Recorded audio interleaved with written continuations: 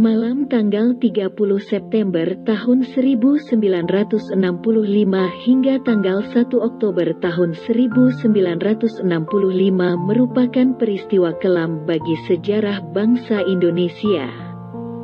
Pada malam itu 6 jenderal angkatan darat serta 1 ajudan diculik lalu dibunuh oleh kelompok yang dinamakan Gerakan Tanggal 30 September Partai Komunis Indonesia atau sering disingkat G30 SPKI. Para jenderal itu adalah Jenderal Ahmad Yani, Letjen Suprapto, Maijen S. Parman, Maijen MT Haryono, Maijen DI Panjaitan, Maijen Sutoyo Siswo Miharjo, dan Pierre Tendean. Hanya 1 jenderal yang selamat dari peristiwa berdarah itu. Dia adalah Abdul Haris Nasution atau dikenal dengan Ah Nasution. Jenderal TNI Abdul Haris, Ah Nasution, lahir di Kota Nopan, Sumatera Utara, tanggal 3 Desember tahun 1918. Dia merupakan seorang pahlawan nasional Indonesia yang menjadi sasaran dalam peristiwa gerakan tanggal 30 September tahun 1965, G30 SPKI. Dia berhasil selamat, namun putrinya Ade Irma Suryani Nasution dan ajudannya, Letu Pierre Tendean, menjadi korban kebiadaban PKI. Ah Nasution selamat berkat peran dari sang istri Johanna Suniarti dan ajudannya.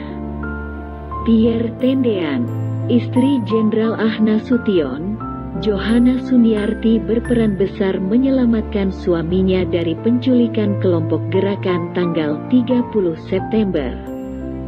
Saat itu Johanna mengenali para eksekutor Gerakan tanggal 30 September sebagai pasukan Cakrabirawa berdasarkan seragam yang dipakai. Pasukan Cakrabirawa adalah pasukan khusus pengamanan presiden. Ketika Cakrabirawa sampai di rumah Nasution di Jalan Tuku Umar, Menteng, Jakarta Pusat, Johanna menahan pintu kamarnya yang saat itu didatangi oleh Cakrabirawa dan menyuruh Nasution segera pergi menyelamatkan diri.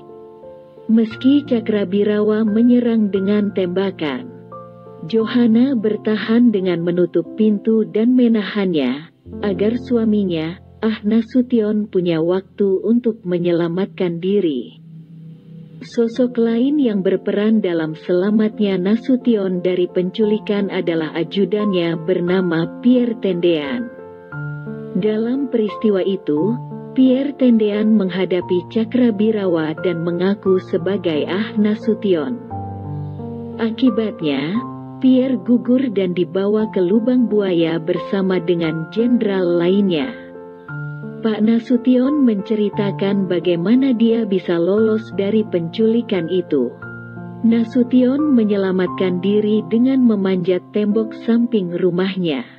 Namun, sebelumnya ia berusaha untuk kembali masuk ke rumah karena iba melihat putrinya Ade Irma yang sudah berlumuran darah karena tertembak. Namun usahanya itu dicegah oleh istrinya dan memohon agar Nasution menyelamatkan diri. Cerita senada pernah disampaikan Royen Suryanto, pemandu wisata Museum Sasmitaloka, Jenderal Besar Ah Nasution. Menurutnya Johanna Sunarti istri Nasution berperan besar meloloskan Nasution dari serangan biadab pasukan Cakrabirawa saat Nasution sudah berada di atas tembok dan hendak melompat. Nasution sempat bimbang karena melihat sekujur tubuh anaknya Ade Irma Suryani sudah bermandikan darah. Namun, sang istri meminta Nasution bersembunyi sebelum anggota Cakrabirawa datang membunuhnya. Ketika Pak Nas mau turun, istrinya bilang dalam bahasa Belanda, "Bapak jangan turun Pak, selamatkan diri," ujar Royen saat bercerita kepada para pengunjung Museum Sasmitaloka Jenderal Besar Ah Nasution beberapa waktu lalu. Sebab, Bila Nasution kembali ke kamarnya, pasukan Cakrabirawa akan menghabisi nyawa Nasution. Perempuan berdarah Belanda itu pun meminta Nasution segera meloncat. Ayah saya mencari jalan untuk melompat ke kedutaan Irak. Mulai dari rumah sakit, ibu saya menggendong sendiri adik saya ke liang lahat. Itu yang dia katakan, ya Allah, terima kasih sudah ditinggalkan. Kini tembok tempat lokasi Nasution melompat ke halaman kedutaan Irak telah dijadikan sebuah monumen bersejarah. Nasution kemudian berhasil lolos meski saat itu rumah telah dikepung oleh Cakrabirawa berkat tumbuhan yang lebat di dekat dinding rumahnya. Saat memanjat tembok samping rumahnya, Nasution berusaha ditembaki oleh Cakrabirawa, namun ia berhasil selamat. Ia juga mendengar salah seorang yang berteriak. Seseorang melarikan diri di samping.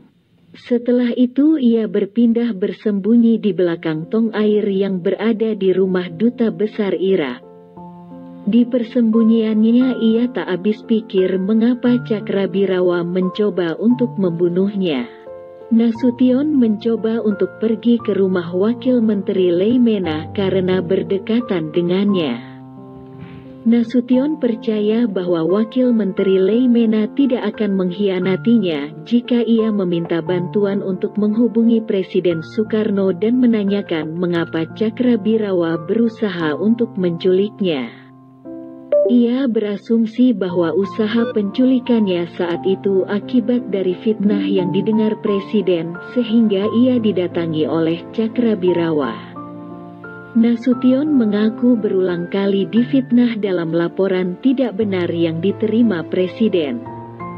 Namun usaha untuk ke rumah Wakil Menteri Leimena diurungkan karena Nasution berpikir bahwa daerah sekitar masih dikuasai oleh Cakrabirawa.